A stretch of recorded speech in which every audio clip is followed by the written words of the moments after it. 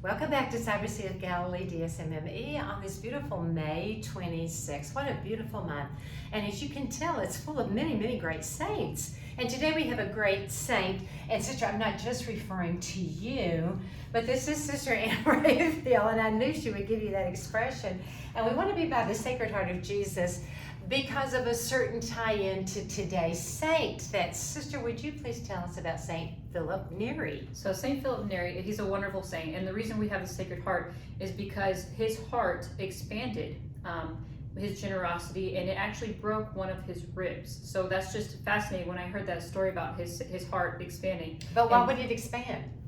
His generosity and his loving, loving everyone, and everyone loved him because he was just so happy and joyful. And I was reading that people, just coming into his presence, they would just, they would be relieved of their stress or whatever because of just how wonderful he was. So I love that about him. And then I love also, he had a great sense of humor. He shaved half of his beard just to make people laugh, and his humility, I don't know. He's just a wonderful saint. That's beautiful, Sister. And when you were saying definitely about the heart expanding out of love, and that's because of the way he met other people. That's a beautiful thought for each of us. How do other people feel when they come into our presence?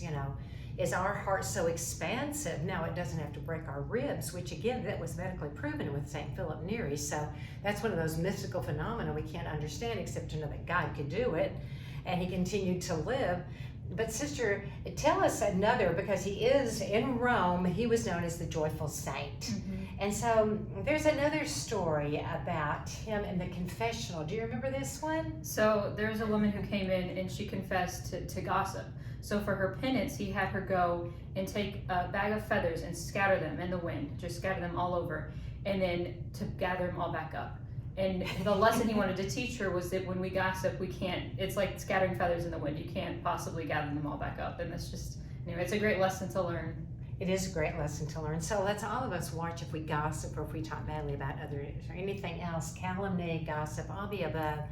And just ask the Sacred Heart of Jesus to just burn our hearts with his love. Sister Anne Raphael, you did such a beautiful job, and I really, really, really want to thank you. Where are you from, Sister? Now, I think the audience would probably know. Texas. Can you tell she's from Texas? Yes. Sister, God bless you. Thank you. God bless everyone on this Cybersea of Galilee DSMME.